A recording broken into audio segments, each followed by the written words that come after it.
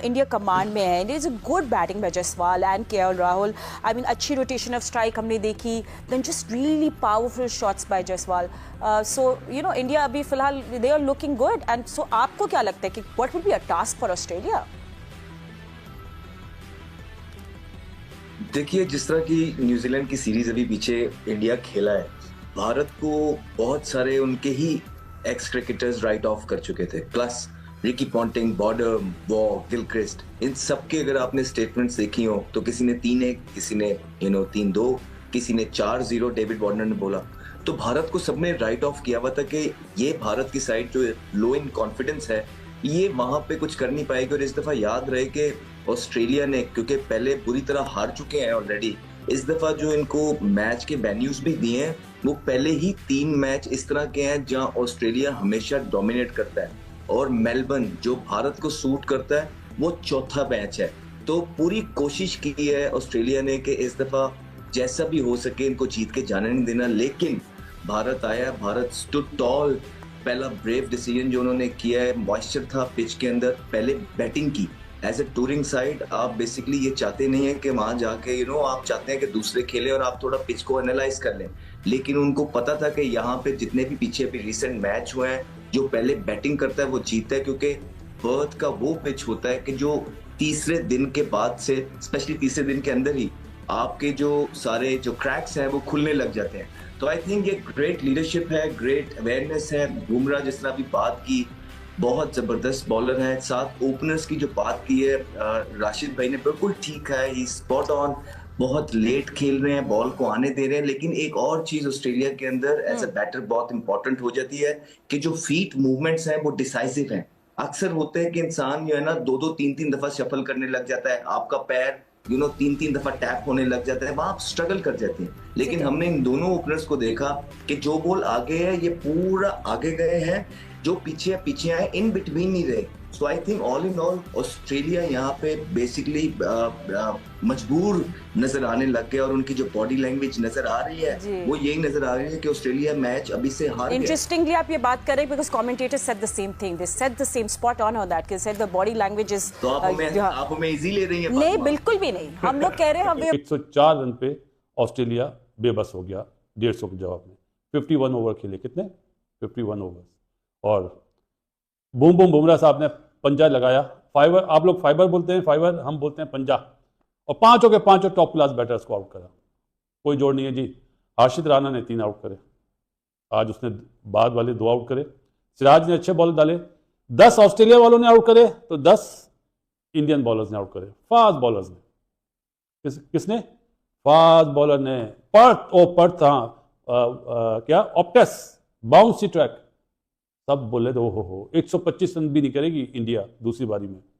172 पे मेरे ख्याल है कोई आउट नहीं है, डे ऑफ हो गया। तो वो 125 वाले जो है ना वो लिहाफ ओढ़े और सो जाए, क्योंकि दोनों बहुत अच्छा खेले। राहुल इस तरह समझा रहा था जैसे एक बड़ा भाई नहीं समझाता, देख रहा था मैं, पॉइंट्स बना रहा था, उसने उसी तरह समझाया कि नहीं, 2 शॉटें बहुत गलत मारी, एक जो लपेटा मारा था जिसमें चौका हुआ था, और एक जबरदस्ती जब निकल के खेल रहा था ना नेथन लाइन साहब को, तो एकदम मैंने बोला ये क्या कर रहा है। लेकिन उसके बाद लगाया छक्का। क्या लगाया?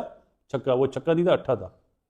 पहले ही टेस्ट मैच में इन ऑस्ट्रेलिया बड़ी बिग अचीवमेंट है जायसवाल के लिए। आने वाले दिनों का हम तो पहले ही बोलते थे, अंडर 19 से पक्का प्लेयर। लेकिन पक्का प्लेयर बीच में कच्चा भी हुआ था, हमने बोला था कच्चा हो गया है न्यूजीलैंड के अगेंस्ट, जो बोंगिया शॉटें मारी थी। लेकिन आज देख के मजा आया कि टेस्ट क्रिकेट इसको बोलते हैं, चाहे आप बॉलिंग करें चाहे आप बैटिंग करें, दिस इज द वे।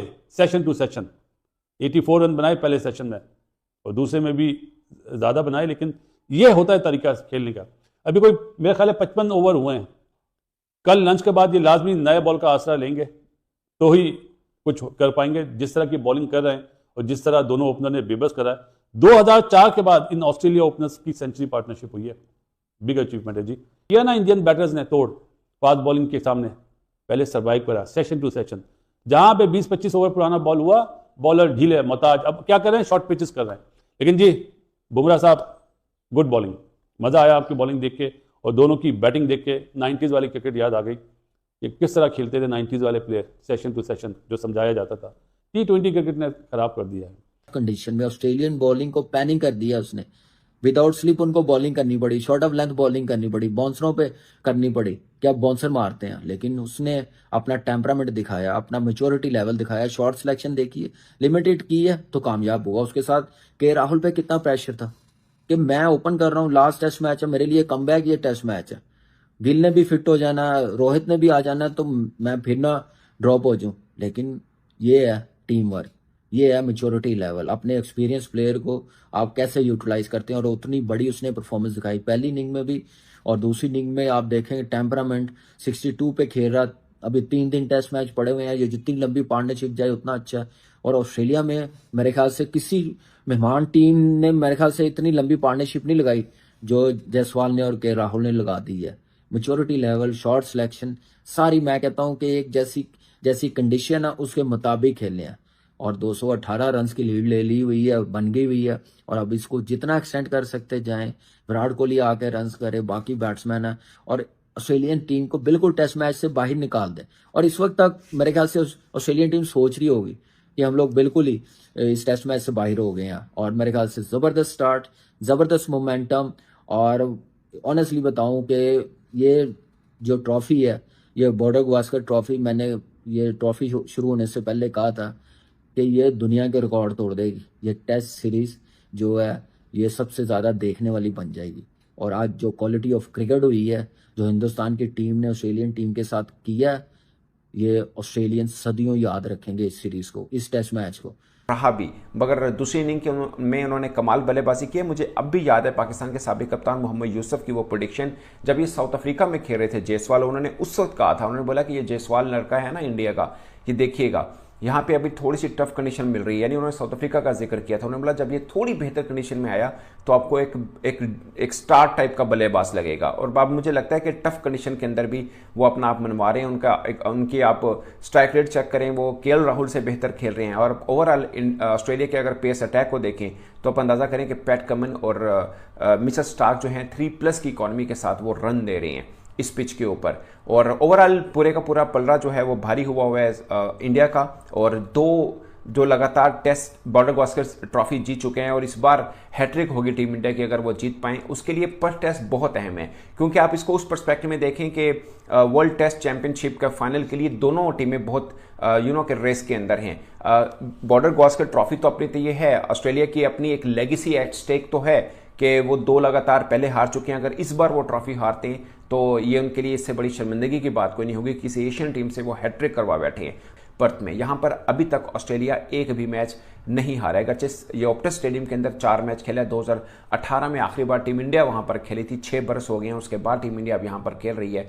बल्कि अभी तो लग रहा है कि शायद बॉलिंग पर्सपेक्टिव में तो बुमराह खेले हैं, मगर बैटिंग पर्सपेक्टिव में मुझे अब जायसवाल के ऊपर, इससे पहले भी अगर आपने वो ब्रॉडकास्टर्स के मुख्तलिफ इंटरव्यूज देखे हों जो ऑस्ट्रेलियन क्रिकेटर्स के उन्होंने किए थे, उन्होंने जायसवाल को बहुत हाई रेट किया था ऑस्ट्रेलियाई क्रिकेटर्स ने। उन्होंने उस वक्त माना था कि जायसवाल उनके लिए टफ टाइम हो सकते हैं, ऋषभ पंत हो सकते हैं। ऋषभ पंत ने पहली इनिंग में ठीक ठाक बल्लेबाजी की, मगर वहां पर रेड्डी ने भी अच्छी बैटिंग की थी, 40+ एक ही रन बने थे और वो उन्होंने किए थे। अगर दोनों टीमों को कंबाइन भी देखे जाए तो उनकी बैटिंग बड़ी शानदार रही थी और ऋषभ पंत ने भी की। मगर अभी आगाज जो था वो बड़ा के डिफेंसिव था इंडिया का, क्योंकि उनको मालूम है कि एक बढ़त ली हुई है, मैच हाथ में है। टेस्ट की एक खूबी है कि आपको एक आधा सेशन बुरा पड़े या अच्छा पड़े, आप मैच का रुख बदल सकते हैं। जैसे आप देख लीजिए ना कि 150 पर आउट होने के बावजूद अब इंडिया कुछ सोच सकता था कि दूसरे रोज ही डायरेक्शन नजर आ रही हो कि किस तरफ को मैच जा रहा है। अब ये पर टेस्ट इसलिए अहम है और ये इंडियन बैटर्स को बखूबी मालूम है कि उनको 350-400 से ऊपर रन करने होंगे ऑस्ट्रेलिया को ये मैच हराने के लिए। और मुझे लगता है कि तीसरा रोज इंडिया का बहुत अहम होगा, क्योंकि लगातार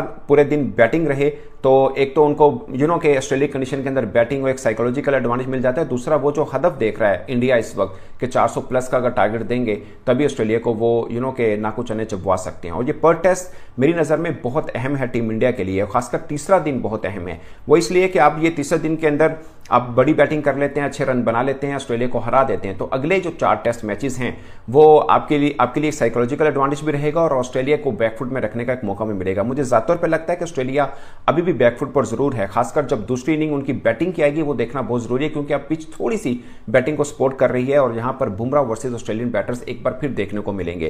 क्योंकि एक साइकोलॉजिकल एडवांटेज, मैं ये नहीं कहूंगा कि खौफ है, एटलीस्ट इंपैक्ट जरूर है जसप्रीत बुमराह का ऑस्ट्रेलियाई बैटर्स के ऊपर, और ये दूसरी इनिंग में देखना है कि वो उस इंपैक्ट को माइनस करते हैं या बुमराह एक बार फिर अपनी धाक बना रखेंगे? क्योंकि अभी एक एक इनिंग का दोनों का हुआ है, उस एक एक इनिंग में 46 रन की बढ़तरी इंडिया को मिली है। अब दूसरी इनिंग एक तरह से शुरू हुई है और टेस्ट होता है ऐसा ही हमेशा कि आपको अच्छे सेशन की तलाश। देखा इंडिया कितनी बड़ी लीड के ऊपर है ऑस्ट्रेलिया के खिलाफ। ये पहला अभी तक उनका मैच जो है वो अपना खत्म नहीं हुआ और ऑस्ट्रेलिया जो है वो इस वक्त बुरे हालात में है क्योंकि सपोर्ट बहुत ज्यादा हासिल है। नॉट आउट रहे थे जब तक मैंने देखा था, जयसवाल बहुत अच्छा खेल रहे थे, केएल राहुल बहुत अच्छा खेल रहे थे। क्या कहना चाहेंगे इंडिया की परफॉर्मेंस के ऊपर? न्यूजीलैंड से अपने मैदानों में हारने के बाद जिस तरह से उन्होंने ऑस्ट्रेलिया में जाकर डोमिनेट किया है, this is known as the performance and this is something we should talk about. देखिए, इंडिया जसप्रीत बुमराह को कप्तान बनाया उन्होंने। हाँ, दुनिया में कप्तान उसी को बनाया जाता है जो टॉप परफॉर्मर होता है, जो टॉप परफॉर्मर्स के साथ टीम के साथ चल रहा होता है, मैच जितवाता है। मुझे बताएं, पाकिस्तान की तरफ बाद में आते हैं, मैं उसी के ऊपर आना चाह रहा था कि देखिए पाकिस्तान कप्तान किसको बनाता है? सलमान अली आगा को आपने कप्तान बनाया, टॉप परफॉर्मर था? नहीं था ना। इसी तरह इंडिया के अंदर एक पॉलिसी है। बैट्समैन था आपका, मिडिल ऑर्डर बैट्समैन था, lower middle order batsman, lower middle order वो बॉलर थे, बॉलर के बाद वो बैट्समैन बने, बैट्समैन के बाद आपने उनको कप्तान बना दिया। और वो 9 बॉलों पर 1 रन बनाते हैं T20 के अंदर। अब बात करते हैं इंडिया की। इंडिया की टीम को कभी भी अपनी टीम के साथ अभी आप कंपैरिजन नहीं कर सकते। क्यों? कि उनका जो स्ट्रक्चर है, जिस तरह से इंडिया के अंदर डोमेस्टिक स्ट्रक्चर चलता है, जिस तरह उनकी स्कूल क्रिकेट चलती है, मैं कहता हूं कि अगर पाकिस्तान उसका 50% भी कर लेना, 50% भी वो इम्प्लीमेंट कर दे पिछले आने वाले 5 सालों के अंदर, मैं आपको दावे के साथ ही कह सकता हूं, दावा तो खैर खुदा की जात के अलावा कोई नहीं कर सकता, मैं आपको ये इस बात के ऊपर कह सकता हूं कि पाकिस्तान ऐसी टीम बन सकती है कि दुनिया में किसी भी टीम को पाकिस्तान को हराना बहुत बड़ा मसला होगा और बहुत बड़ी मुश्किलात खड़ी होगी। लेकिन अगर मेरिट पर फैसले करके और उसी पॉलिसी के साथ जिस पॉलिसी के ऊपर इंडिया अपनी डोमेस्टिक क्रिकेट चलाता है, जिस तरह अपने प्लेयर्स को रेवेन्यू देता है, जितना प्लेयर को सपोर्ट करता है, अगर आज अपने मुल्क में वो इंफ्रास्ट्रक्चर बना लेना, आपके प्लेयर को इज्जत देनी है, मेरिट को इज्जत देनी है।